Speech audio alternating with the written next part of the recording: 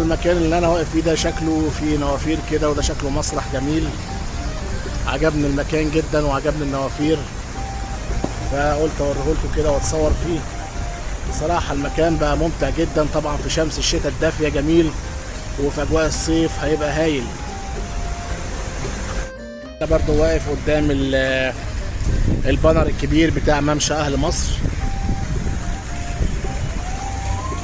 شمس جميلة النهاردة وتحفة، وورايا المسرح الجميل ده، وصوت المية مع النوافير اللي هي واخدة من مية النيل دي، شكل جميل جدا وخلاب الحقيقة. اهي مكان منظم، بس لسه يعني لسه جاي كمان، ده مش افتتاح نهائي اعتقد، يعني هو افتتاح جزئي للكافيهات والاماكن، بس لسه برضو